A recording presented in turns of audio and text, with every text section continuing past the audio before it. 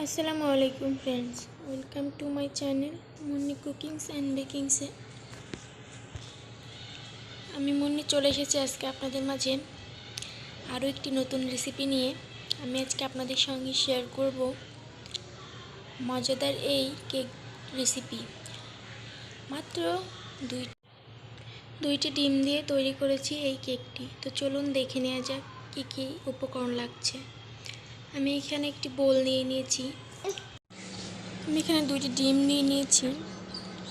ডিম দুটিকে আমি এবার ফেটিয়ে নিব একটি চামচের সাহায্যে। এখন আমি ডিম দুটিকে ফেটিয়ে নিচ্ছি।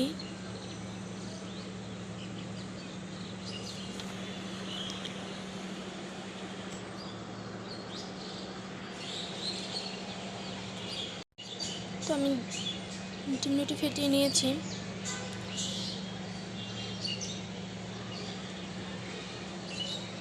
এবার আমি একটা হ্যান্ড উইক্সের সাহায্যে ভালোভাবে মিক্সড করে নিব। কেক বানানোর জন্য বেশি প্রয়োজনীয় হচ্ছে এই মিক্সড করা। আপনি যত ভালোভাবে মিক্সড করবেন আসলে আপনার কেক বানানোটা কিন্তু ততই ভালো হবে আর ততটা ফ্লাফি হবে আপনার কেকটি বানানো। তো তারপর আমি এই পর্যায়ে দিয়ে দিব লবণ টেস্ট অনুযায়ী। তো আমি এখানে লবণ দিয়ে দিলাম। তারপর আমি আবার এখানে চিনি দিয়ে দিব পরিমাণ মতো। আমি এখানে 1 কাপের একটু বেশি চিনি নিয়ে নিয়েছি, দেখতে পাচ্ছেন। আমি অল্প অল্প করে চিনি দিব আর মিক্সড করব। এখানে অল্প অল্প করে উপকরণ দিতে হবে আর মিক্সড করতে হবে, না হলে কিন্তু কেকের রেজাল্টটা ভালো আসবে না। তো আমি এবারে আবার চিনিটা দিয়ে দিব, ভালোভাবে মিক্সড করে নিব আমি 10 থেকে 15 মিনিট মতো, যাতে ভালোভাবে গলে যায়। তারপর আমি এ পর্যায়ে দিয়ে দিব তেল। আমি এখানে রান্নার তেল নিয়ে নিয়েছি 1/2 কাপ পরিমাণ। আমি দিয়ে দিচ্ছি রান্নার তেলটি। আমি সম্পূর্ণ তেলটি দিয়ে এবার অনেকক্ষণ ধরে মিক্সড করব। দেখতেই পাচ্ছেন আপনারা। আপনি যত ভালো মিক্সড করবেন রেজাল্ট তত ভালো আসবে। তো আমি কিন্তু 10 মিনিট ধরে মিক্সড করে নিয়েছি। আমার এটা কিন্তু কমপ্লিট হয়ে গেছে মিক্সড করাটা।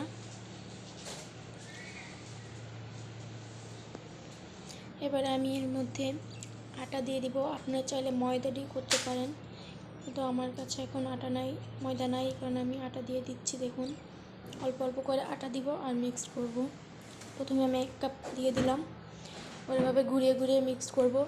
আপনি তাড়াহুড়ো করে একবারে মিক্স করতে যাবেন না, তাহলে কিন্তু ভালো হবে না। এরকম ডোর মতো করে মিক্সড করতে হবে আপনাকে আস্তে আস্তে। তো আমি অনেকক্ষণ ধরে কিন্তু মিক্সড করতেছি, দেখতেই পাচ্ছেন। আপনারা তাড়াহুড়া করে মিক্স করবেন তো আপনার রেজাল্ট ভালো হবে না।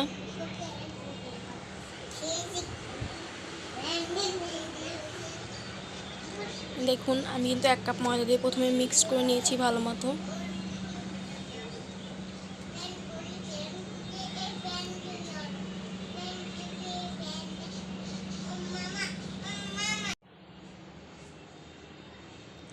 এবারে আমি আরও 1 কাপ পরিমাণে আটা দিয়ে দিচ্ছি। আমি আর আটা দিব না। এবারে আমি ঘুরিয়ে ঘুরিয়ে আবার সেরকমভাবেই মিক্সড করে নিব। তো আপনারা যদি আমার এই রেসিপি ফলো করে কেক তৈরি করেন, আশা করি অনেক বেটার ফল পাবেন।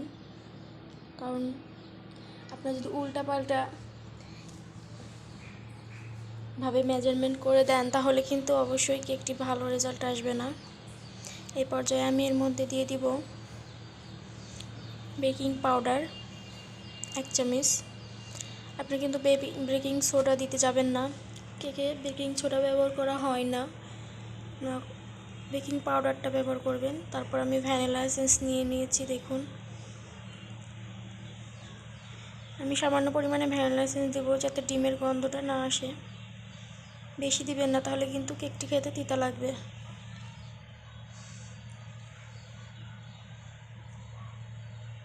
তো এবারে আমি ভালোভাবে মিক্সড করে নিব ঘুরিয়ে ঘুরিয়ে।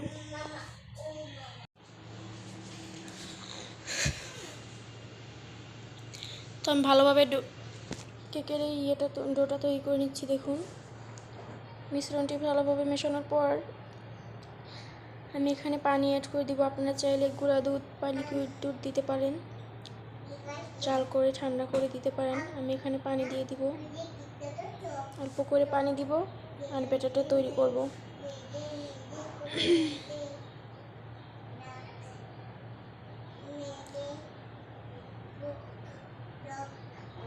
তো দেখুন আমি কিন্তু অল্প অল্প পানি দিয়েছি আর ব্যাটারটা তৈরি করে নিয়েছি।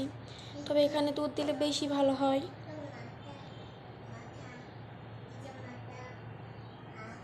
দেখুন আমার ব্যাটারটি কতটা সুন্দর আর সফট হয়েছে।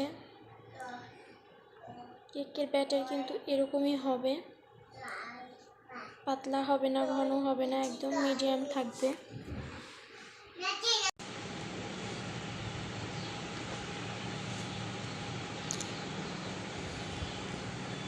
এখন আমি কিন্তু 10 মিনিট রেস্টে রেখে দিয়েছিলাম। 10 মিনিট রেস্টে রাখার পর আমার ব্যাটারটা একদম পারফেক্ট হয়ে গিয়েছে কেক তৈরি করার জন্য। এবার আমি এরকম একটা সসপ্যান নিয়ে নিয়েছি কেক তৈরি করার জন্য। এবার এর মধ্যে আমি কাগজ কেটে তেল দিয়ে ভালোভাবে রেখে দিয়েছিলাম। এবার আমি ব্যাটারটি ঢেলে দিব। দেখুন কতটা সুন্দর হয়েছে। এরকম ঘনত্ব কিন্তু হবে কেকের ব্যাটারে। আমি এটাকে ভালোভাবে ঢেলে দিব এর ভিতরে।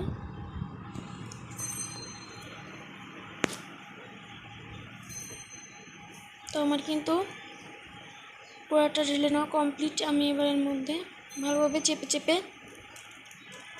বসিয়ে দিব, যাতে কেক তৈরি করার পরে মাঝখানে কোনো ফাঁকা না থাকে। ফাঁকা থাকলে কিন্তু আপনার কেকটা ভালো হবে না। এরকম চেপে চেপে আপনি কেকটি বসিয়ে দিবেন।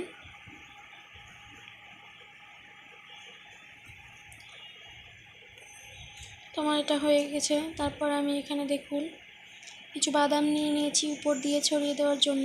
বাদামটা দিলে আসলে দেখতে সুন্দর লাগে, এই কারণে আমি বাদামটা নিয়ে দিয়েছি।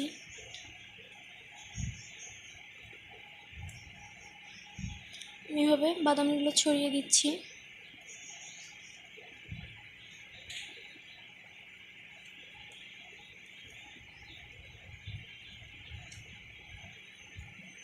তো আমার বাদাম দেওয়া কমপ্লিট।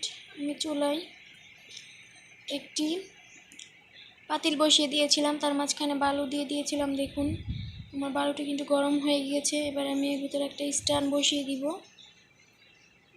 তারপর আমি কেকের পাতিলটি দিয়ে দিব। এই কাজটি আপনারা খুব সাবধানে করবেন। দেখুন আমি বসিয়ে দিয়েছি, এবার ঢাকনা দিয়ে ঢেকে দিব। আমি ঠিক 40 মিনিট পরে ফিরে আসব।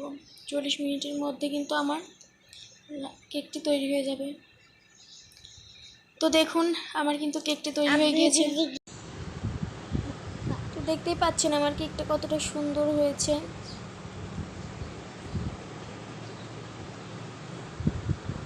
দেখুন আপনি কেকে যতটা ডিম দিবেন ততটাই সুন্দর হবে কেক। তোমার 2টা ডিমে যেরকম হয় আর কি সেরকমই হয়েছে। আমি আপনাদেরকে এবার এটা কেটে দেখাচ্ছি ছুরি দিয়ে। দেখুন একদম কতটা সফট হয়েছে।